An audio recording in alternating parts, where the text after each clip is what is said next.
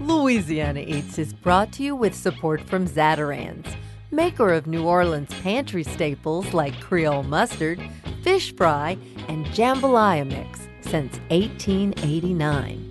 Recipes and more at zatarains.com.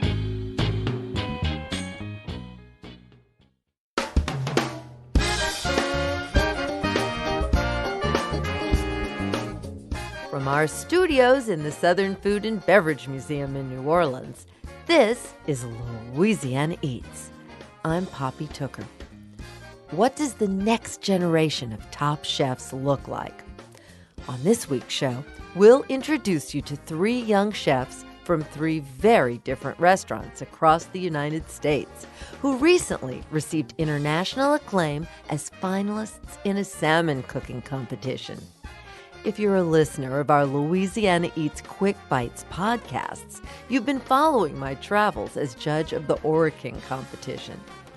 Over a 10-day period this fall, I traveled throughout the U.S. in search of the most delicious new salmon dish. On this week's show, we traveled to Lenoir Restaurant in Austin, Texas, Karasu in Brooklyn, New York, and Otium in Los Angeles in search of the winning dish. Along the way, I'll introduce you to Maya Lee, Yael Pete, and Jonathan Granada, 3 of America's latest batch of millennial chefs making a mark in the food scene today. And we'll also take a virtual trip to New Zealand with David Smith to learn just what makes the sustainably farm-raised salmon from Ora King so special. We're fishing down under and pulling up some winners on this week's Louisiana Eats.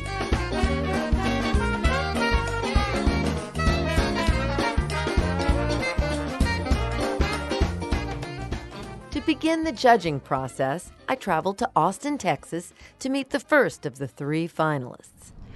Hi, I'm Chef Maya Lee. Maya Lee is the chef de cuisine at Lenoir, a tiny restaurant housed in a charming cottage nestled under ancient oak trees. She's a first-generation American born to Chinese and Thai parents, and during our conversation, I learned how her multinational background has shaped her theory of cooking.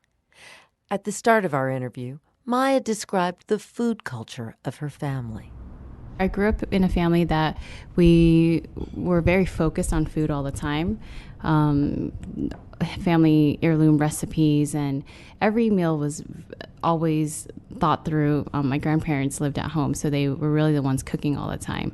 I decided to go into the culinary industry really to look for a chef. I knew I wanted to open up a restaurant.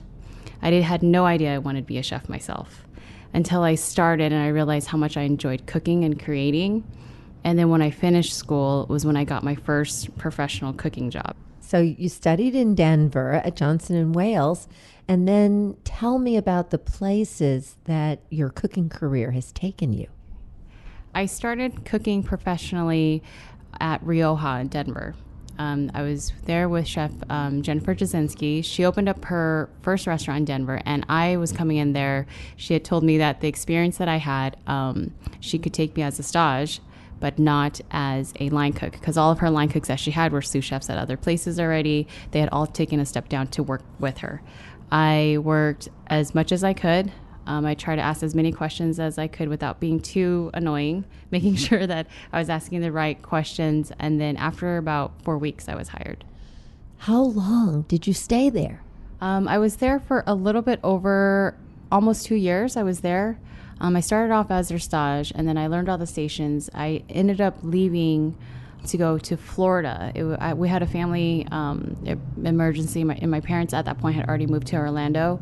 You know, my younger sister got into a car accident, and we had a family business. We had a donut shop.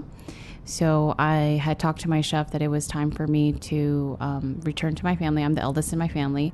I stayed there for a little bit longer as my sister was still getting treatment. And then after my sister ended up passing away, I did leave. Yeah. And my other sister, I have two sisters, we decided to go and travel together. So we both left our jobs, didn't sign a new lease, moved all of our stuff to our parents' house, and then we just went off to Southeast Asia. We ate, met family we had never met before. We traveled all around for almost 3 months, and it was probably the best experience we've had together. Maya, it must have been really an amazing experience. You must have had some amazing moments of both discovery and remembering. Yeah, many moments. My dad's family is still there, and my cousins, they just had reintroduced us to dishes that we grew up eating. You know, a lot of similarities. Everybody has a sauce that they have at home that they eat with anything, eggs, fish, you know. So when we got there, it's a sauce called nukmam, and it has chili, garlic, lime juice, fish sauce, sugar. Every house has their own version. And when we got there and we tasted theirs, we realized this is why we're family. It's exactly the same thing. Did you have a sense of coming home? Yes, I did. I had a sense of coming home, especially when we were with our family. It was like we had known each other our whole lives. We were so similar in so many ways. When we were traveling out in the city, you know, yes, sometimes it felt like you were a foreigner, but not when you start eating. You knew the flavors, so you felt like you were home. Now, the things that you've just told me translate into this salmon dish that you have cooked for the Ora King competition. How did you dream this up? The dish itself for this competition was to be inspired by art. And my sister, you know, she lives in LA now, and she took me to the Broad, and we went to go look at the El Anatsu installation there. I was just mesmerized when I walked up. It was this huge sheet of metal that had been weaved together. It looked like it was fabric, but as you walked up closer, you realized it was foil caps of wine bottles that he had collected. And that's usually something that we throw away. As I was walking up to it, it reminded me of fish skin. This metallic, changes colors, is like deeper parts of it, darker parts, lighter parts. As we were thinking about inspiration of art for the competition, that came to my mind, because the art piece itself is called Strips of Earth Skin. And I think you think of earth, you think of water, you think of strips of skin, that's going to come from fish. So walk me through the technical preparation of this, because you've got so many different things going on one plate. It starts with breaking down the fish. We save the salmon heads and all of the salmon bones to make a salmon fumet. Then from there, we make the fumet. We take off the flesh from the skin. First, we salt the skin side. We salt it heavily for an hour. After that, we rinse off the salt, pat it dry. We put it in the oven for about an hour at 170 degrees Fahrenheit. After that, we take out the skin and we scrape off all of the fat. And then from there, the skin goes into the dehydrator. We dehydrate it at 120 degrees for 48 hours. The flesh itself is portioned into 3-ounce portions. Then we have two sides of the skin. The one that is dehydrated for 48 hours, and we also have smaller pieces of the skin that we fry into so it puffs, and that's where all the fresh garnishes are on. And that particular puffy piece is inspired by really a Hispanic thing. Yeah, yes, the puffy chicharron, yes. As a matter of fact, if you deconstruct it this way, how many nationalities and different cultures do you think you've got combined on this plate? Probably 5 or 6. I mean, I think that if you think about all of the things that are on the dish, you know, we have Texas peaches, we have pickled watermelon rinds, which is very southern. It's roasted peanuts. We have curry that's from like a Thai-based red curry. We have coconut milk that we're using as a thickener. Then we're dehydrating it. We're using fish from New Zealand. I mean, all these things, but I think that that's also what makes it make sense, because it's a dish that's coming from the States, and we're just as diverse here. Well, it's exquisite. Now, what are you doing in Austin? My husband, who's also a chef, got an opportunity out here in Austin, and we came for his job. I was still trying to find my way through to see which groups to work with, which restaurants inspired me, and which ones I admired. So I had staged around a lot of great places here, and I was able to find Chef Thai, who's he focuses on the San region of Thailand. And that was the first time that I had met a Thai chef doing it at the level that he was. My mother is from Thailand, and when I had his food, I remember feeling like I was visiting my mom's side of the family. And I thought, I'm just going to take this chance and work with him. He had great experience before that, and now this was his brick and mortar, like his namesake. So I was his opening sous chef there. And then from there, I've decided to stay in Austin. So when you dream of the future, where is the future and what does it look like? Professionally, I do dream of opening up my own restaurant here in Austin. I like the community. You know, it reminds me a lot of Colorado too, of Denver, but just no snow. So I like that. And then on a personal level, you know, I would like to have a family and have my home life grow. I think that once I reach a different stage in my career where I'm not running just day-to-day ops, then I can really have that balance. I think it will come in time.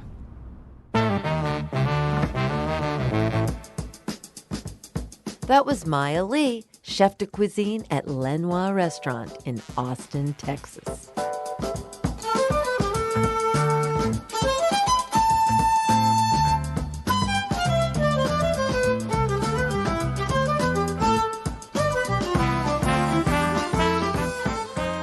After a short break, we meet two more top finalists, and then we'll reveal the winner of the International Ora King competition. Louisiana Eats returns in a moment.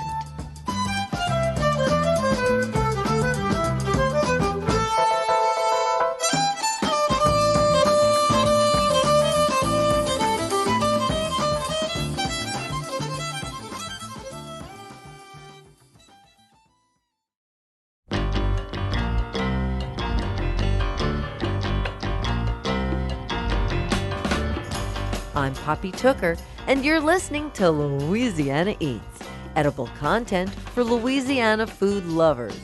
Louisiana Eats is brought to you with major support from Camellia Brand, Beans Done Right, a New Orleans tradition since 1923, and from Ralph's on the Park, overlooking City Park's ancient oaks, serving locally sourced Gulf seafood, meats, and farm-fresh produce, all presented with a global spin by Chef Chip Flanagan. Lunch, dinner, Saturday and Sunday brunch, and private parties at 900 City Park Avenue in Mid-City.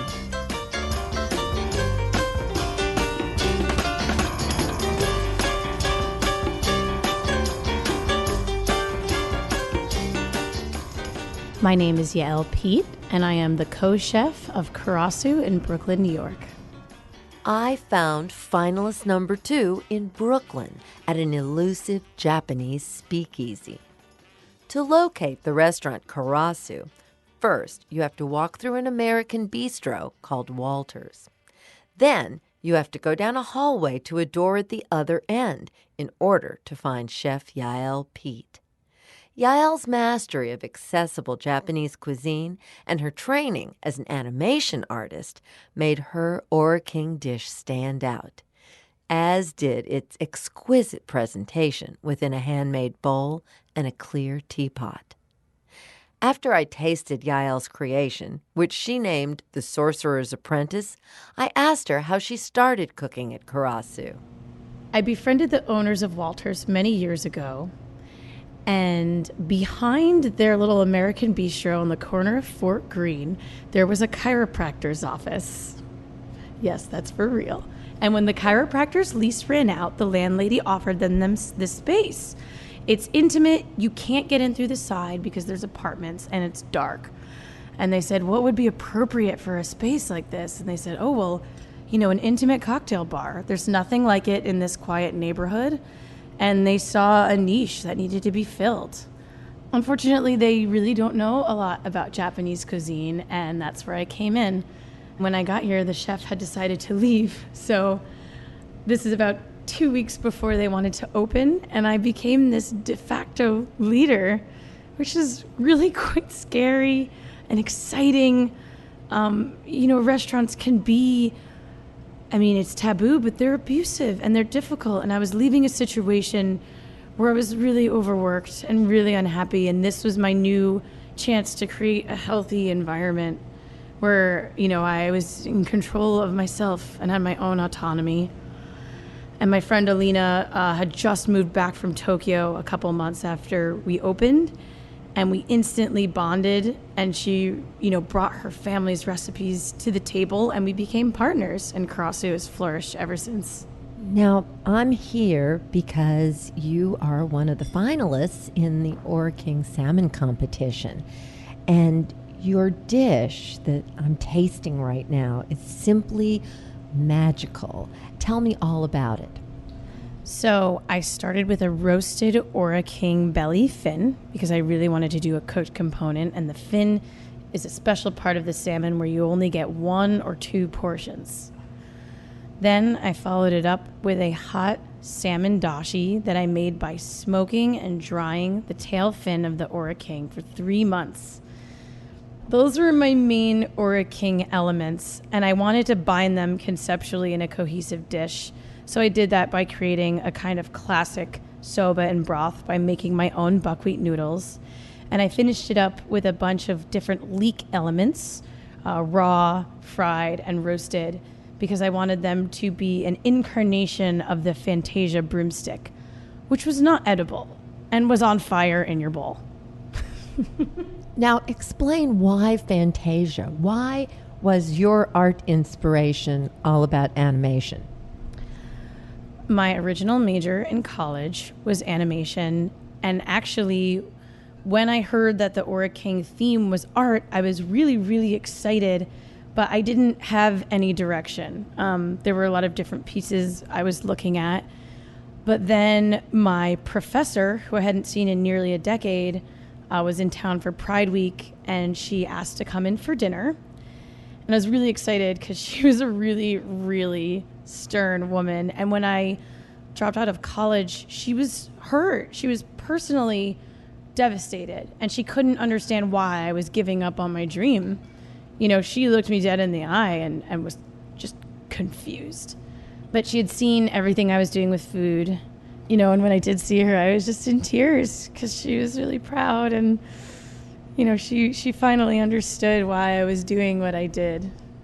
That's when I got inspired to do something based off of animation. It felt so obvious, like just after about, a month of thinking about it.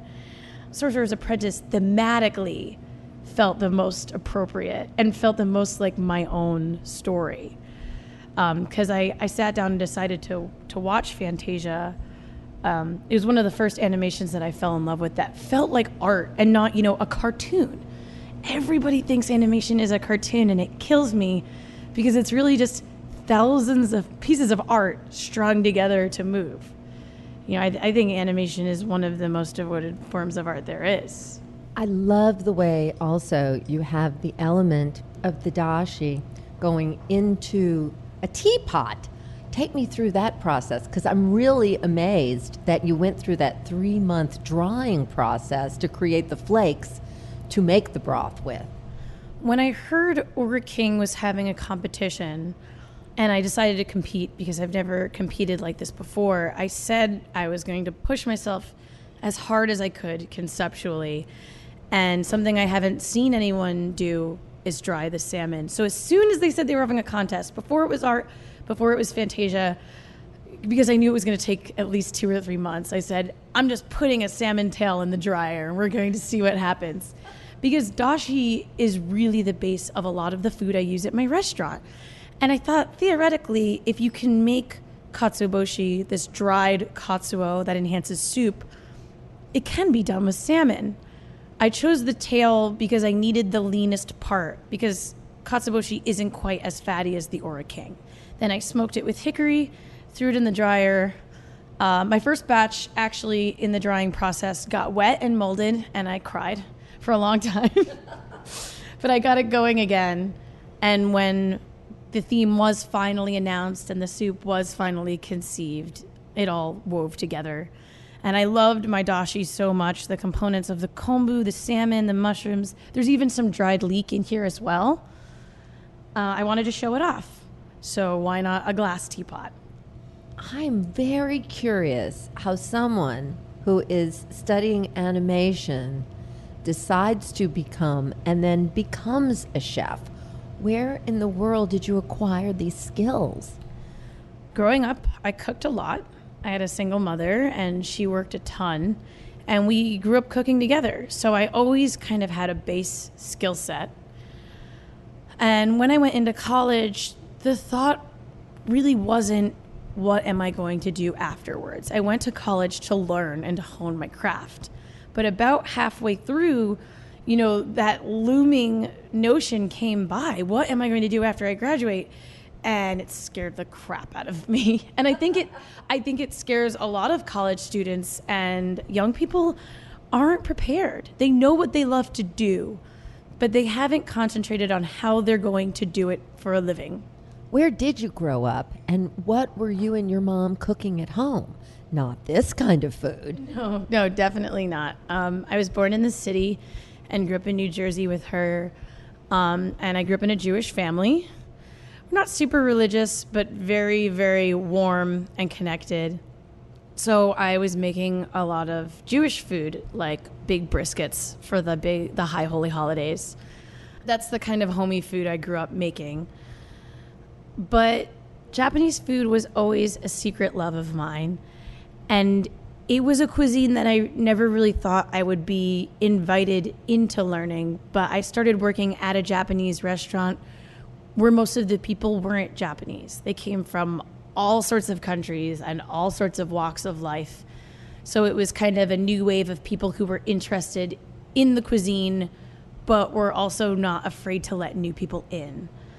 Japanese food has a very, very long history and a very, very wide breadth of techniques, more so than almost any other cuisine I've seen from any other culture. So as an artist, don't you want to have the biggest range of tools and colors? Like, I just think the Japanese palette provides the most technique and diversity compared to anything I've ever seen. When you think about tasting menus and kaiseki, they were doing that 1,000 years ago. That's wild. What do you think is in the future? When you dream, what do you dream of? Well, I'd really like to work in Japan in the future. I have a friend working on a farm out there where they're really enjoying bringing people in from all over the world to learn about farming and to learn about Japanese suburban culture outside of, visiting as a tourist in cities. So I hope to do that eventually. Alina and I hope to get a restaurant that has a hood and a gas line. We really do. We really hope we can achieve that and to bring a kind of more complete dining experience to people. But overall, it's exciting to be in a contest and representing womankind and to be in the contest with another woman. It really means a lot to me. I had a male rival recently say, oh, well, you've already got a leg in the door, because you're a woman and the focus is really on women right now. And I didn't actually punch him, though I considered it. But I looked at him and it's really funny that you feel that way, that you're not in the spotlight, because you are in all of these competitions and you are getting all of these awards. So I felt extra compelled to do something like this and to stand forward and to represent other women in my field and to succeed.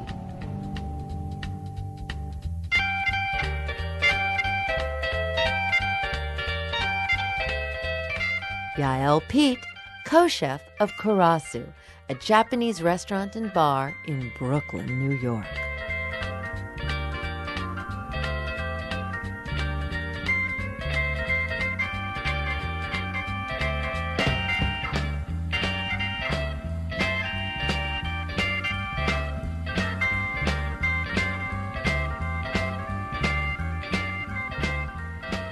My name is Jonathan Granada, and I'm the chef de cuisine at OTM Restaurant in downtown Los Angeles.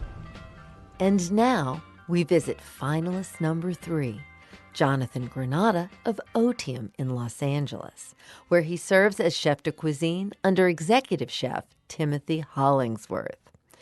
Jonathan caught Timothy's attention during the years he worked his way up from commis to line cook at Thomas Keller's famed French Laundry in Napa Valley.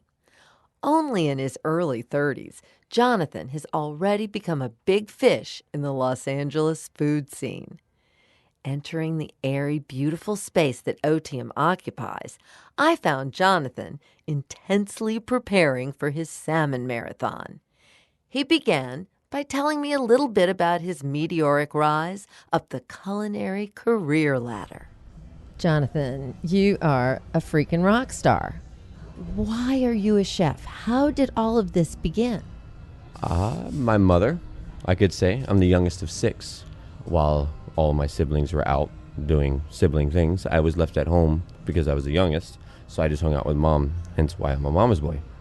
So laundry, all those kinds of things come second nature. So did you cook with mom? I did. My background is Colombian and Irish. My mom is Irish, but she took after my dad and his mother, my grandmother, with Colombian cooking. So growing up, she made a lot of Colombian food. So kind of, I think, sparked the creative culinary drive. And where was this growing up happening? Orlando, Florida, unfortunately. I decided to cook probably when I was 14. I knew, once I found out the term culinary arts and what that meant, then that's when I knew I wanted to do that. And I had an aunt and uncle that lived in Atlanta that offered me a place to stay and to go to culinary school, so I moved out there. From there, I met a chef that had worked for Thomas Keller and Eric Ripert and Danielle Boulud and all these chefs in the early 90s. And so he was my ticket into the French Laundry. His name was Pano Keratosis, and he became very fond of me just because of my passion and drive.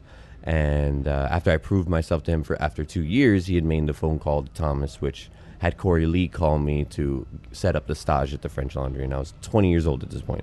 Well, that's kind of a charmed thing to have happen. So how long was the stage, and then eventually you get a job there?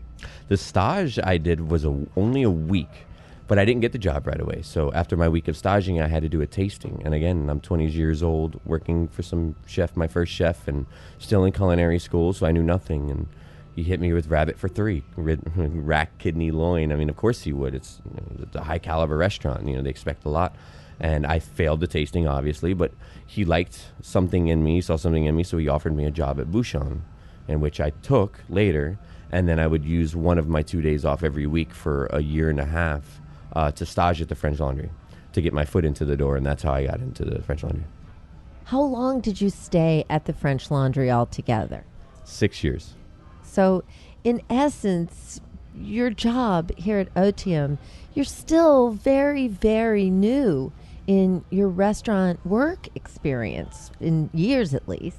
Absolutely, 100%. But luckily I have a good mentor, Chef Timothy Hollingsworth, that kind of shows me along the way. Jonathan's a determined young chef who's got a knack for challenging expectations, which caught me off guard as I went into this third tasting of my judging assignment. You see, the paperwork I received from Ora King listed 5 dishes from Jonathan instead of the single dish I judged from each of the previous contestants. Despite the disparity, I was instructed to judge the 5 dishes as one, using a 110-point scoring system. Jonathan showed me the piece of art which inspired his 5-component dish. He'd had a friend help construct a collage of photographs from the lives of Anthony Bourdain and Paul Bocuse, whose lives and work have been a career-long inspiration to Jonathan. Honestly, the idea for this dish came to me within 10 minutes, because the first thing that I thought of when I heard art, and everybody thinks maybe music, poetry, things like that, but mine was my career, the career, culinary. It's an artistic form in its own, and what people have done. I mean, we have to eat every day. So I decided to take 2 pictures of Anthony Bourdain, 2 pictures of Paul Bocuse, and one of both of them to kind of create a roadmap of my career. Now, every story is true, and all of this is completely heartful. The first picture I started with was of Anthony Bourdain smoking a cigarette. Everybody knows he was big on smoking cigarettes. And the reason I wanted to go to the French Laundry was I saw the YouTube video of Anthony Bourdain going to eat at the French Laundry and Thomas Keller canceling out his cigarette break to make him a Marlboro Red custard so he wouldn't have to leave his table. And I thought that was the coolest thing, the attention to detail, just the creativity of it. And when you watch the video, he immediately blushes when they tell him that. And he's like, oh my God, this is so amazing. You look like a little kid. Like, this is so cool. I'm so embarrassed, but wow. You know, and it was just that me going, man, I want to go work there. That's so cool. I want to think like that. So I created the dish that was kind of nowhere near better than Thomas Keller's, and I would never try to compete against that. But I wanted to do something also inspired off of tobacco. So I did the confit salmon with tobacco leaf, and then I smoked plantain puree with tobacco leaves, filled it with Frito brick, and then did burnt onion ash with it. But that wasn't all. Then what happened? Now, after knowing I wanted to go to the French Laundry and thinking about cooking, now the next step was being in culinary school, and then everybody talking about Anthony Bourdain, and now I started looking up more pictures of him, and there's this one iconic picture that's set with me of him, and that's him pulling the wine cork out of a bottle of wine with his teeth while he's holding a saute pan in the air. And I remember being in culinary school, everybody thought it was cool to pour wine and set it on fire, and oh my God, look at me, I'm cooking with fire. So I used that wine, and I created a dish with Beurre Rouge, which is a red wine butter sauce. And then I took Ora King salmon belly and confit it to make it very soft and just like very, very textural. And then did over the top, because the salmon was soft, I did raw cauliflower florets, dried Niçoise olive, frisée tarragon, and fried potato. And then I served it with a cauliflower puree that was really thick and just made with nothing but butter and cream. But that was not enough. There's more. So now I made myself to the French Laundry and staging there. And my first day staging at the French Laundry, I got absolutely murdered. And it was just in over my head, and I had no idea what I was getting myself into or the level of talent that was there. So after my first stage, I decided to go see a movie and kind of clear my head. And Ratatouille was out at this moment, the movie Ratatouille. And I loved the movie. And so I went and saw it. When I came in the next day, I kind of went up to a couple of the cooks to try to break the ice, and I was like, hey, have you guys seen the movie Ratatouille? Hey, isn't it cool? Little did I know that Pixar had come to the French Laundry and put the cooks in these suits to help mimic the movements of the chef. And the Chef Gusteau is actually based off Paul Bocuse. And if you look it up, you'll see, pictures of Ratatouille with Paul Bocuse. And it was a cool connection of the movie and the French Laundry, and then the dish. And then once I started working there, we would make it once a year, and then it became a tradition of mine where I make it once a year just because I love it. It takes a lot of time. It's very heartful and soulful, so I would go buy everything at home, and I'd make it at home every year, and then I would also make it at the restaurant and serve it. So when I was thinking about dishes that I would do for Paul Bocuse, that was a no-brainer to do Ratatouille. But the way I did it with the salmon was when we would serve it at the French Laundry, what we would serve it with would be a lamb chop ratatouille, lamb jus, croutons, and basil. Of course, that's what everyone would expect. Lamb. I don't know that anyone has seen a salmon chop before. What the heck is that? So I learned that at the French Laundry, and it's a cut of the salmon made off of the back of the neck.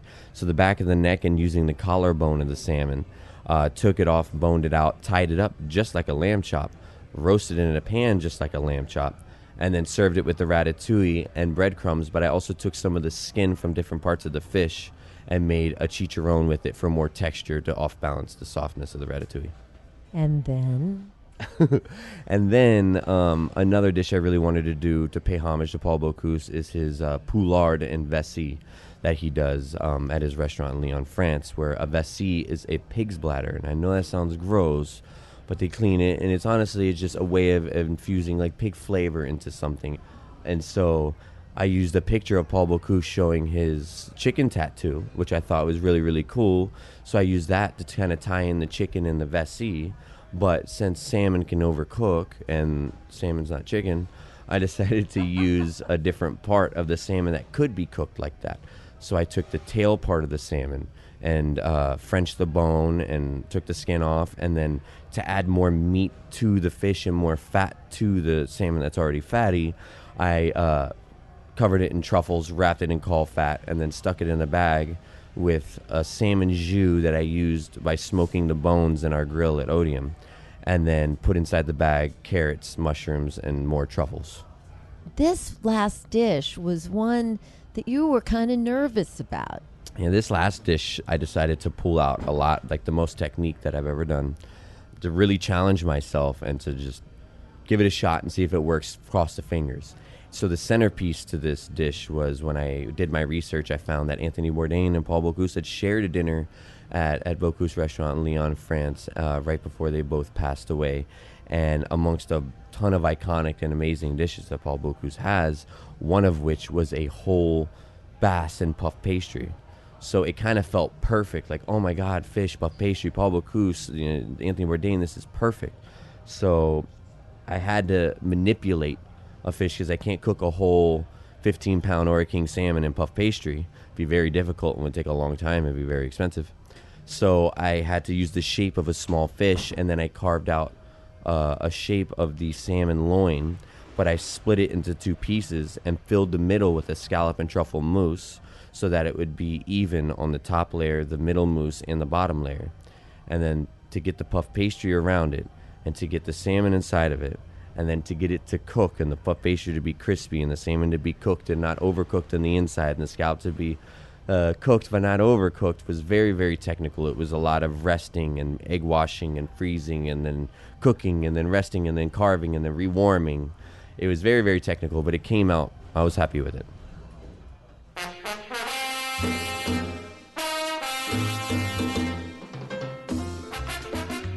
That was Jonathan Granata at Otium in downtown Los Angeles.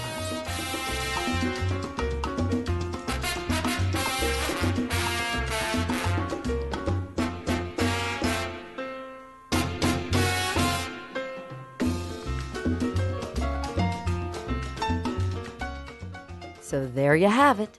3 chefs, 3 cities, and 3 very different takes on the theme, inspired by art. And now, the moment you've all been waiting for, where we reveal which chef won the big prize in New Zealand for their Ora King salmon dish. We reached the winner by phone to offer our felicitations. Ora King champ for 2018. Congratulations. Thank you so much. Jonathan Granata. That was the most remarkable day I spent with you doing all of that salmon magic. So were you surprised when you got to New Zealand? How confident were you feeling? I was definitely surprised. I was confident as well. You have to be confident in your cooking to be able to cook. Yeah. But I was definitely surprised, and I had a great time in New Zealand. One of my favorite things that's at the top of the list is being able to take my mentor, Timothy Hollingsworth, to New Zealand with me. And then for him to see me win, that was priceless. That was probably the highlight of the trip. How did you all celebrate? Ora King threw a ceremony dinner where they announced all the winners, and there was plenty of alcohol and beautiful salmon. And so we started at the ceremony dinner, and then when all the winners were announced, we ended up going to a local bar and just hanging out and having fun and laughing the entire night. What souvenir did you bring home from New Zealand? Besides the beautiful piece of art that I won from the competition, I bought a kiwi, the kiwi, the national bird. Yes. I bought a little kiwi stuffed animal with a squeaker in it for my dog. So I'm reminded of how awesome my trip was every time I come home from work because she has it in her mouth. Well, Jonathan, it has been such a pleasure getting to know you and certainly eat your food. So keep cooking, Jonathan, because you are something else. I can't wait for my next meal with you. Me too. Thank you, Poppy. Ora King champion for 2018, Chef Jonathan Granata.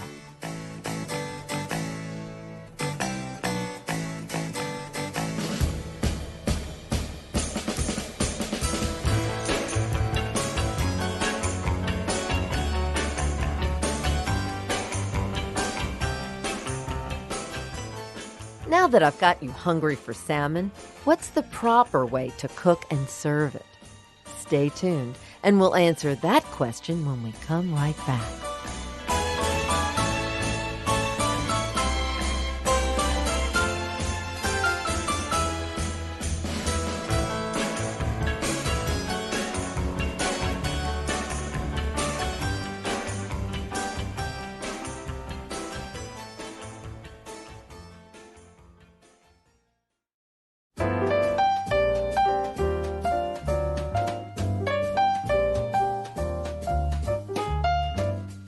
Poppy Tooker, and you're listening to Louisiana Eats, edible content for Louisiana food lovers. Louisiana Eats is brought to you with major support from Popeye's Louisiana Kitchen. Have you caught our Louisiana Eats Quick Bites podcast yet? Visit poppytooker.com to listen. While there, you can also subscribe to iTunes, Spotify, Stitcher, or wherever you get your podcasts so you won't miss a delicious bite. You can also easily webcast any of the Quick Bites or Louisiana Eats episodes right from your computer on poppytooker.com. And now, back to Louisiana Eats.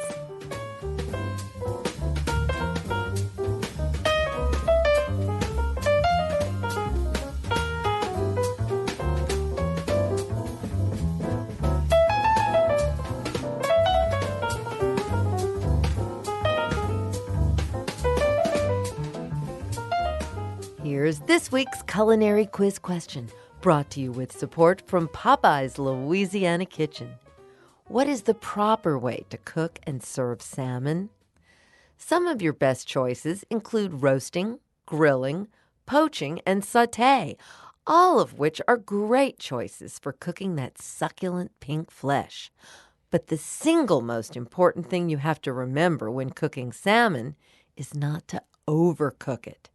There's nothing sadder than a dry, overcooked piece of salmon. Personally, I like to quickly cook my salmon at high temperatures, just like I would a beefsteak. And I always have my trusty meat thermometer nearby. The minimum recommended internal temperature of salmon is 125 degrees. At that internal temperature, the flesh will be firm yet silky. But if you're cooking wild salmon, you may find it's properly done at just 120 degrees. That's because wild salmon has less fat than farmed, so the lower temperature will make the wild fish's muscles contract less for more juicy tenderness. And remember, when we're talking salmon fat versus beef fat, salmon fatty acids are rich with omega-3s, which do many good things for your body and your brain. I'm Poppy Tooker, and you're listening to Louisiana Eats.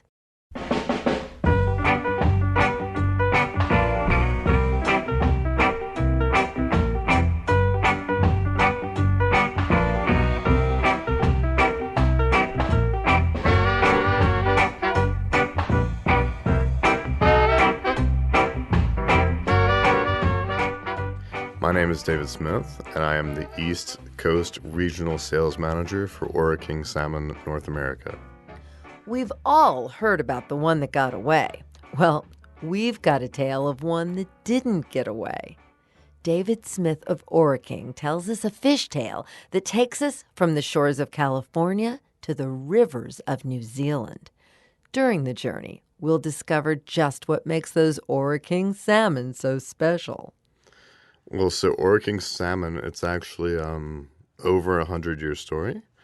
Back in 1900, we had a few fishermen that came to California. From New Zealand? From New Zealand, yeah. And they had such a good time fishing king salmon that they decided to bring some back to New Zealand to release into the wild. So they released some into the wild. They had a great time sport fishing them. And then in the 1970s, they started farm raising them. And then Ora King came along a bit after that, so in the 70s. So Ora King, we like to think of it as our own breed. We do much like Wagyu beef breeding or Kobe beef breeding. What we do is we take the best females, our best males. We would take a little chip out of their fin to make sure they're not related. We do a DNA test, and then we look for strength of fish, color of fillet, oil content, fat content, strength of their eggs, and then we breed them together that way. So we have a hatchery in the Takaka Valley, which is northwest of Nelson, New Zealand. It's the top of the South Island. We have marine biologists that work in the Takaka Valley, and we keep our brood stock in separate pens, And when the females are ready to release their eggs, we harvest their eggs, and then we harvest the milk from the males. That's when we identify families. So right now we have 240 separate families in our database. So we raise them in our freshwater facility for 8 to 10 months. Our freshwater facility, the water that we use it's certified as the cleanest and clearest water in the world. It's actually blessed by the Maori, who are the natives of New Zealand. It's illegal to touch the water. The chief granted us permission to cut a little inlet going into our hatchery. So we have a small inlet that goes into our hatchery. It's all gravity fed, no pumps. Our smolt are raised for 8 to 10 months in that water, and then we transfer them to sea. And the way we transfer them to sea is we've converted a dairy truck, which slowly salinates the water to the ocean. So it mimics their natural progression from fresh to salt. Ora King salmon are bred specifically for their fat content, much like the Wagyu beef. How does it compare when it comes to fat? So if you were going to compare a wild king salmon to an Ora King salmon, wild kings you're seeing somewhere between 17 to 19% fat. Ora Kings, you're pushing 30%. Wow. Tell me about your experience working with the American chefs. It's a very easy sell. So it's fun, it's just great. I mean, chefs, to see them taste it for the first time, it just blows their mind. It's like they've never had salmon before in their lives. It's like eating a piece of fish butter. I can think of multiple times where I've gone in and a chef doesn't want to see me, he doesn't want to talk to me, but I have a sample, and I'm like, just cut a piece raw next to whatever you're using and let me know what you think. And sure enough, the next day, he's ordering Ora King. And of course, we know that Emerald is certainly a big fan and supporter. Who are some of the other chefs who you might be able to find serving Ora King? Now that sockeye season is over, you might be able to find it at Bayona with Susan Spicer. Oxlot 9 on the North Shore. He runs it all the time. Across the street from him, Del Porto. New Orleans was buying 0 Ora King about a year ago, and now that they're doing pretty well with it.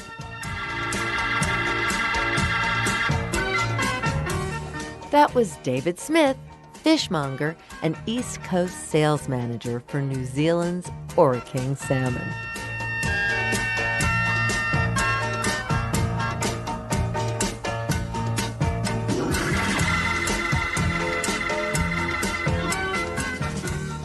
That's it for this week's edition of Louisiana Eats, edible content for Louisiana food lovers. Catch up on previous editions and hear all about upcoming special events by visiting poppytooker.com. You can find videos, recipes, and even order cookbooks there. Louisiana Eats is made possible with major support from Popeye's Louisiana Kitchen, Zatarain's, and from Camellia Brand Beans. Additional support for Louisiana Eats is provided by the Shreveport-Bossier Convention and Tourist Bureau and from the Palace Cafe, home of the Weekend Jazz Brunch, featuring a build-your-own Bloody Mary bar, located in the historic Werline Music Building on Canal Street. Original theme music composed by David Pomerleau and performed by Johnny Sketch and the Dirty Notes. Big thanks to senior producer Joe Schreiner and special projects manager Reggie Morris, and to our business manager and social media maven, Maddie Mulladoo. Come visit us anytime in our Louisiana Eats studios at the Southern Food and Beverage Museum. We're on Instagram and Facebook too. Louisiana Eats is a production of Poppy Tooker Broadcasting.